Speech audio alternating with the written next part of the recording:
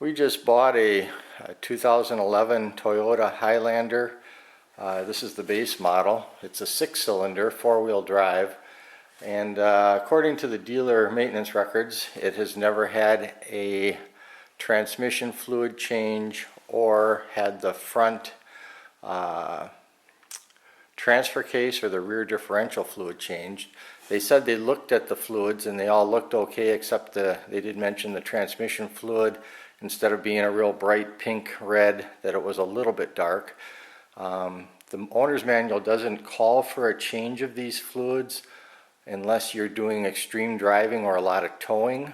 And I don't know if this vehicle has been used for towing or not. It does have the tow package, and I noticed a little cover on the 4-pin electrical connector is broken off, so it indicates to me that maybe it's been used for some towing anyway, if that little retaining strap is broken. So I'm gonna, the Toyota dealer, to change the transmission fluid, the transfer case, and the rear differential was going to be over $500. I was able to buy a case of transmission fluid. It uses the world standard, the WS transmission fluid. That's what they recommend. I've seen some comments that people are using a better, or what they say is a better quality, like Max Life or Mobile One transmission fluid or something.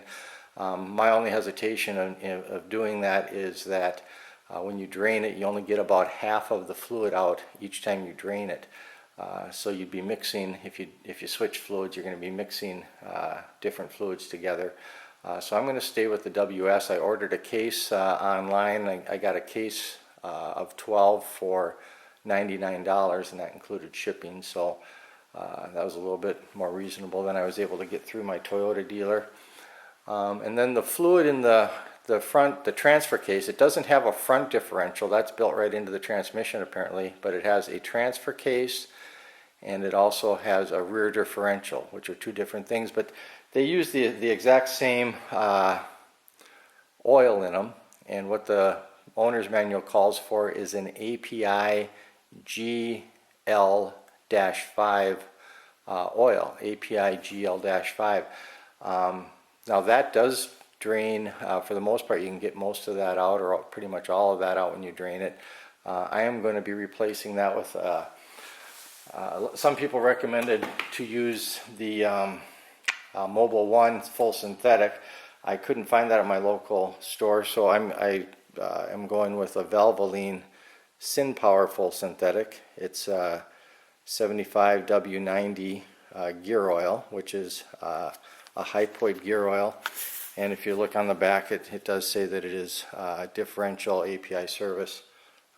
It does meet the GL-5 requirement. So this is what I'm going to use in both the front transfer case and the rear differential. Each of those two components take about 1 quart each. So I actually bought 3 quarts just in case it takes a little more than that, and I might even run a little extra through to flush it initially after I've drained it. And then for the transmission, each drain, if you drain it, it takes about 4 to 5 quarts when you drain it. I'm also going to drop the transmission pan. It's only, I'll know more when I get under there, but it looks like what I've read, 16 bolts that hold the transmission pan on. So you just remove those 16 bolts, take the pan down, and then there's a filter in there that's just 3 bolts to remove that. I bought a replacement filter and the gasket for the pan. It was, I think around $25. I got it online for the gasket and the filter.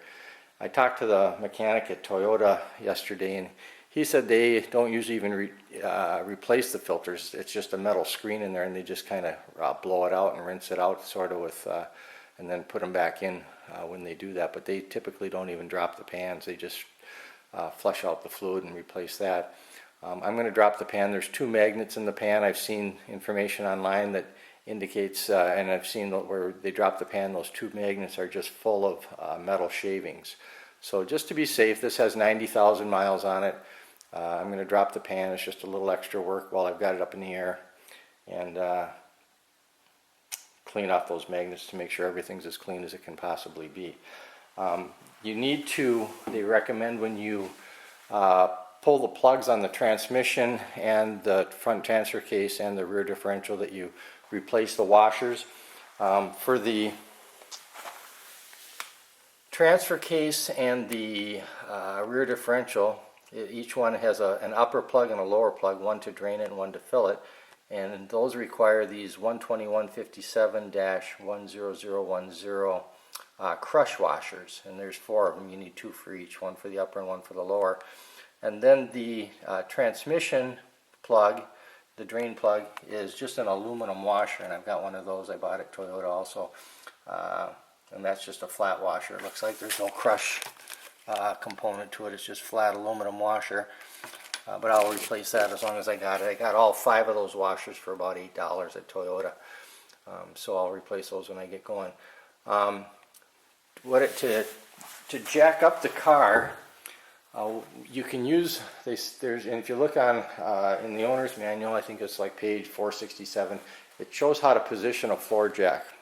And with the Highlander, there's a center jack point. So what you can do is jack it up in the center at the front and at the rear, and then place your jack stands in the appropriate spots under the car. And you can see, if you look under here, see if I can point them out, the little indentations in the little rail, the frame rail right here. You can see where it goes up there and up there, and if you place your jack on those, right in between those 2 indents, that's the jacking point.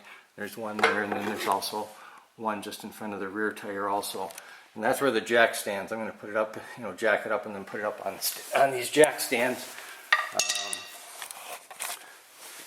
to give me some room to work under there. 2 things. Here's the I'll show on the front of the car on Toyota. There's a little notice right here. There's a little triangular thing on each side. It says remove. I don't know if you can see those, but yeah, it's kind of dark. But it says to remove this little panel before jacking. There's a little jacking spot on there that it shows in the owner's manual. There's 2 bolts, one right there and one right there. You remove that plate, and that'll expose the jacking point for the front. And then there's also this whole panel under here encloses or covers most of the bottom of the engine compartment. And there's I think about 10 either screws or fasteners that need to be removed to drop that panel to get access to the transfer case and the transmission oil pan. So those bolts and fasteners have to be released in order to drop that panel. Kind of a pain, but I don't know why they do that. But anyway, that's another thing that'll have to be done. I'll go and show the rear jacking point. It's okay. I'm over on the passenger side of the car. Here's the muffler.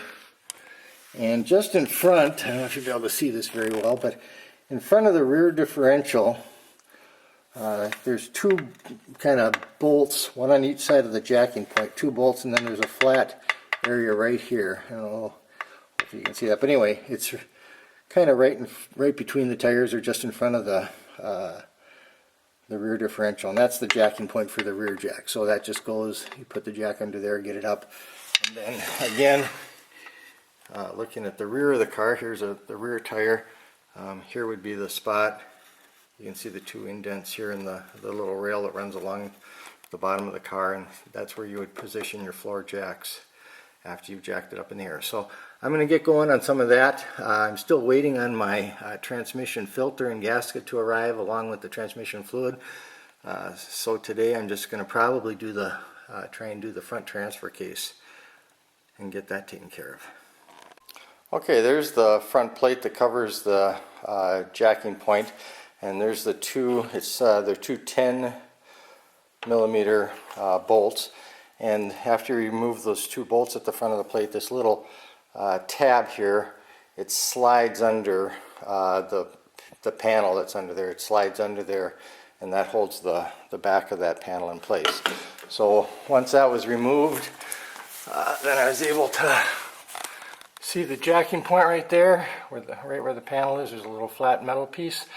I got the car jacked up and I'm ready to, I've got the jack stands in place at the front, and I'll go ahead and lower it down onto the jack stands, and then I'm going to remove all the fasteners that hold that plastic engine shield up underneath the motor compartment.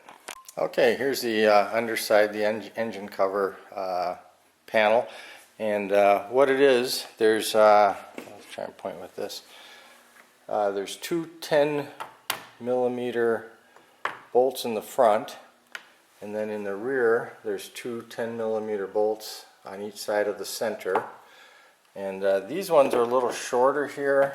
I don't know, that's probably a 1/2 inch or something like that, and I just got them sitting in here. Obviously they go in from the underside up, I just have them sitting in here so I remember the location they came out of. These ones are just a little bit longer, probably 1 inch. So there's one there, and then one here at the rear, and then in the front and rear there's these push pins, these plastic retainers, and again, of course, they come in from the bottom side. But there's one on that corner, one on that corner, and then there was one on this corner, and the one on this corner was missing. There was actually a bolt in there, but it was the wrong bolt. But that one was missing, and there was actually one in the center at the back that was also missing. So I'm going to have to go over to Toyota and get a couple more of these push fasteners.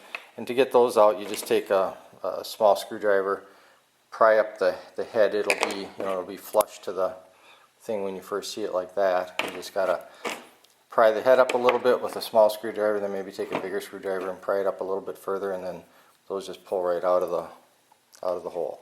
So those are the fasteners. Now I've got the bottom of the engine compartment exposed. I'm going to get under there and look and see what I need to drain the transfer case, and maybe while I'm under there I might just check to make sure I can loosen the bolts on the transmission pan cover while I'm down there too, just to make sure I've got the right tools to get that loose when the time comes. Okay, when I got under there I wanted to just make sure I'd be able to crack all the bolts that I need to and loosen everything and stuff like that. And I'll tell you, this little wrench right here was my lifesaver. On the transmission pan, there's 1 or 2 bolts that are tucked way up underneath a piece of the frame, and I could not get a socket on there or any other kind of wrench on there. And then it dawned on me, I had these are called Craftsman double box deep offset wrench sets, and I remembered I had this set. I had used this for my motorcycle for doing a valve adjustment, and I just happened to have a 10mm in there.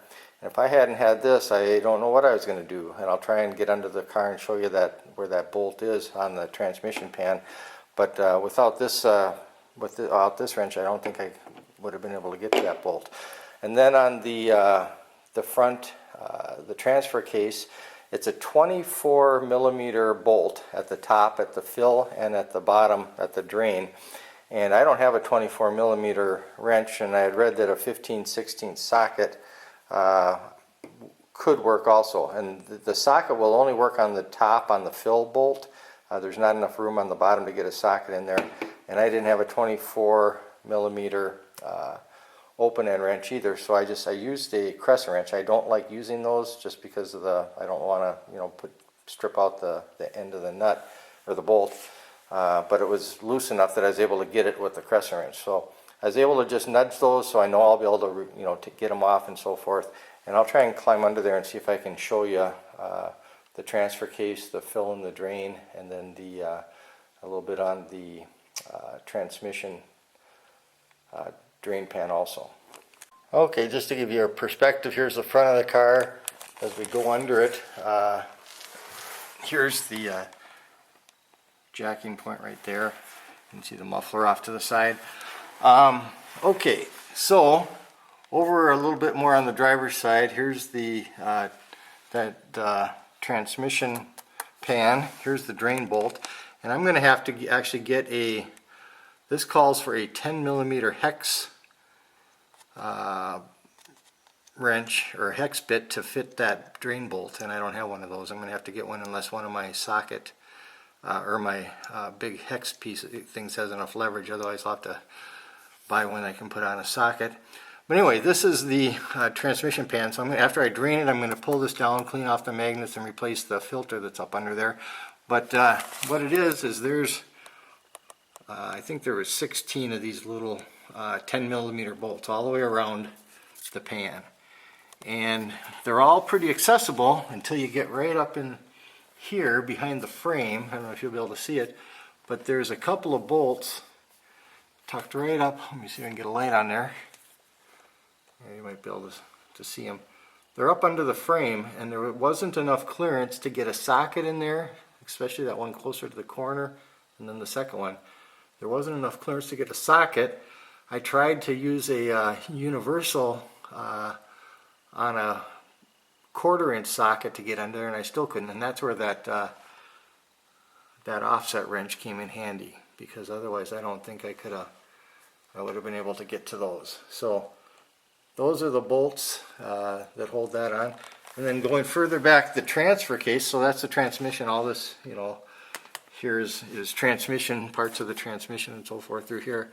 And then the transfer case, when you go back over here a little bit more in the center of the motor, there's a component that has some fins on it, and the drain and fill bolts are over onto the side. And I'll see if I can crawl under here and show you those. They're right by the muffler, if you can see. Let's see if I can get enough light on there to make it work. But here's the muffler, and on this side of the muffler, right next to the muffler, there's the drain bolt. It's down toward the bottom, and then just up above it is the fill bolt.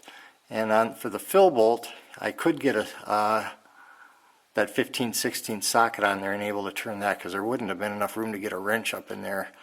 So I'm glad that worked. And then on this one, the drain bolt, I was able to get the crescent wrench on there and crack that, so I know I'll be able to drain and fill that. So that's probably what I'm going to do next, is drain this, and then I'll show you how you fill that up.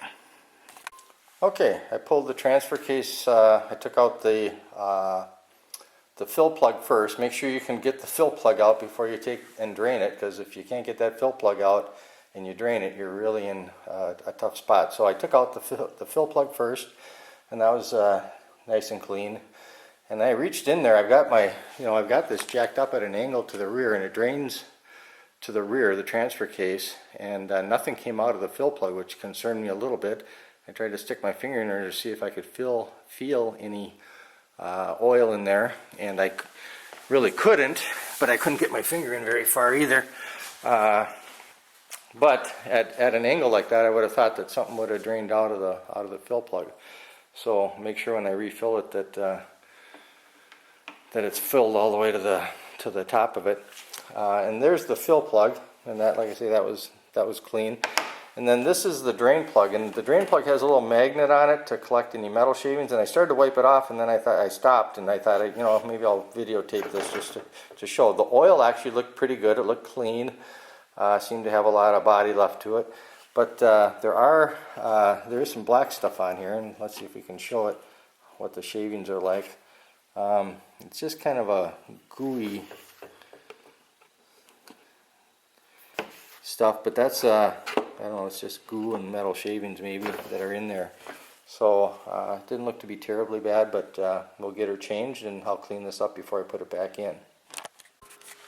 I'm going to run up to the Toyota dealer and get a few of those fasteners that were missing from the undercover. Before I did that, I decided I've got a bottle of the old gear oil, so I just pumped a little bit, about, I don't know, probably a couple ounces in there. It had pretty much stopped draining from the transfer case, so I gave it a couple of pumps into the filler hole. Let's see if we can see it up there. Hard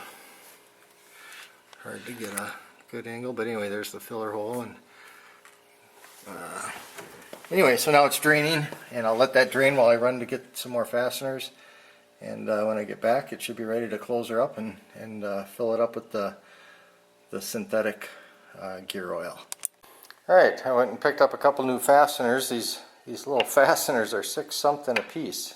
that was 12 bucks for those, and then I grabbed a couple of more bolts too, just in case. I think there was a bolt missing too. So anyway, ready to go ahead and fill the transfer case. Here's the plug all cleaned up. There's the magnetic plug with all the gunk cleaned off of it, and then here's the new crush washers to go on there. So I've got I jacked up the back end, and I've got it on stands now, so it's level. So when I'm filling it, it should fill properly. So what I'll do is pump the gear oil into the top fill plug. I'm going to obviously put in the bottom, the drain plug in first.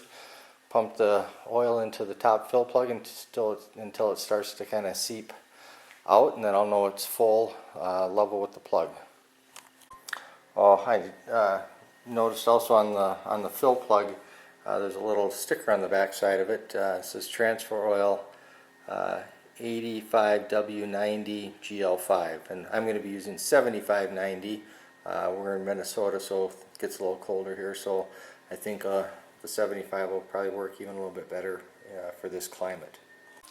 Well, I was thinking while I had the car up in the air, and I'd try and get at that rear differential. I was waiting. I had ordered a 10 millimeter hex socket to put on a breaker bar to bust loose those rear differential plugs, and then I found I didn't have a 10 millimeter, but this is a 3/8 inch hex wrench, and I tried that, and it would fit in there. It was a little bit loose, but it was a tight fit, but I couldn't get enough leverage to bust the bolts free. So I had a piece of 3/4 inch conduit, and actually that I use for making, I make a device to get rid of seaweed, and this is what I use for the handle. And anyway, I had a section of 3/4 inch conduit, and I was able to put that over after I got the wrench into the plugs on the rear differential. I used this, and I put this over the end of the wrench, and that gave me enough leverage to bust those plugs free. So now I can do the rear differential as long as I got the pump out, and you know, the fluid and everything, and everything's kind of messy right now. Might as well get at it and get the rear differential done at the same time. Then all I have left to do is the transmission fluid and filter. Okay, I got the fill plug removed from the rear differential, and also the drain plug, and the oil coming out of the rear differential looked quite a bit darker than what came out of the front transfer case, so I'm glad I got to change that. And this plug, I haven't cleaned it off yet, but there's a lot of gunk on there. I don't know if these are metal shavings. It feels really slimy, but it's really black, and I don't know if those are metal shavings, but that's really gunky. So I'll clean that off and put new oil in the rear differential, and that should be good to go. Okay, got the fill plug all cleaned off, and I got the drain plug all cleaned off, and that's same as with the transfer case. It's got a magnet on the end to collect any metal shavings, and that was really gunked up. It was really needed a lot of cleaning, so I'm glad I did this. And then I've got the two new crush washers to go on the bolts. And what I did after I drained it, I actually pumped a few ounces of oil into the transfer case and let it just drain out, just to maybe drain any or rinse any sludge that might be sitting in the bottom out, if there was any. So I put a couple ounces, let it drain some more, and now I'm ready to fill it. So I will put in the drain plug, and then I will fill it through the fill plug until it starts seeping out, and then I know it's filled right up to the plug level, and then I can replace the fill plug, and the rear differential should be good to go. And again, I'm using that same synthetic. I'm using the Valvoline full synthetic 7590 gear oil. I got my 10 millimeter hex socket bit. I think I got that on eBay for about $4 or $5. I used that. I could have used it for the rear differential also, but that Allen wrench that I used worked. But anyway, use this for the drain plug on the transmission pan, and I've got that drained. And let's see, go under here. You can see the transmission pan there, and the plug is back in the kind of the right rear corner. And what I did after I drained the fluid into the drain pan there, I emptied it into a couple of containers. There's a 1 gallon jug, and I filled that up to the gallon mark, and then I've got 1 empty quart of the transmission fluid that I had there. So anyway, reason I did that is to know how much it's going to take on a regular drain and fill, because what I'm going to do is I'll change out the filter and then fill up the transmission pan with 5 quarts, just like what I just took out of it. Maybe a little more. Once I drop that filter, a little more fluid might come out, so I'll measure that. Then I'll know how much to put back in, and then I'll also have an idea when I do a drain and fill, because I'm going to do this, I'll run the engine for probably between 10 and 30 miles to mix the fluid that's remaining in there, and then I'll do another drain and fill. So I have to make sure I've got enough remaining to do 1 more drain and fill on it. So I know it's going to take 5 quarts for just a regular drain and fill without the filter. So I'm going to go ahead and take the pan off now and replace the filter. I've got the new filter and gasket over here. I just ordered, it had high reviews. It's just Parts Master I got on eBay. I think the filter and the gasket were about 25 bucks for all of it. And comes with a little O-ring. They say to install that O-ring into the housing of the transmission, the hole where this goes. Put the O-ring up there. Don't leave it on here and try and put it up there. It'll just roll over, is what I read somewhere. So I'll have to look at that when I get down there. But ready to pull the pan now and replace the filter, clean things up, and see how that looks. Okay, I've got the pan dropped. The 18 bolts were time consuming to remove. Hopefully there's those 3 back in the corner under the frame that are going to be a challenge to get back in and get them started. Now I'll remove the filter, and you can see there's 3 bolts, 1 on the driver's side. You can see it, there's 1, and then there's 2 over more toward the center of and those are 10 millimeter also. So I'll remove those now and get the filter out of there. And I don't know if you can see in the pan, but yeah, the magnets have quite some shavings on them. I don't know if that's considered a lot or not, but get that cleaned up. Okay, I got the old transmission filter off, and I figured while I was down here I just put the new one on. So there's the new one, and you can see there's some wires that kind of hang over the edge of the corner. So just when you put it in, just put that corner down, underneath the wire. And then I put the washer in first, and then I put a little bit of transmission fluid around the washer, or the O-ring like they suggest, and then it took a lot of kind of wiggling and rocking to get the filter to go up there and seat onto that O-ring. But I finally got it up where it was pretty much flush with the mounting area up there, and then I reinstalled the 3 bolts. So now I'll go out and look at the filter and the pan, and we'll look at how dirty things appeared. One thing I'll mention is when you drop the filter, make sure you've got a oil pan underneath there, because probably 3 or 4 ounces of transmission fluid came down when I loosened the filter and lowered it. So here's the filter, and I can't really, tried to see if I could feel metal shavings in the hole and so forth, but it's hard to say. There's some kind of a felt element in there, and hard to say what that is. But here on the magnet, you can see there are magnetic shavings, and I don't know if that's considered bad. There's probably a good 1/16 of an inch of sludge and shavings on that filter. And these filters, it looks like they're just stuck on there. They're not attached permanently. They're just stuck on magnetically. So anyway, I'll clean up the pan and then get the new gasket on and clean up the surface that this mounts to, and get to work trying to get it all back together. Those 3 bolts back in that corner under the frame are going to be my biggest challenge, I suspect. Okay, I've got the pan back on and all the bolts snugged up. I had to actually use that deep offset wrench for the ones up under the frame for part of it, but I actually had to use that smaller regular 10 millimeter wrench. I'd use the open end and the box end.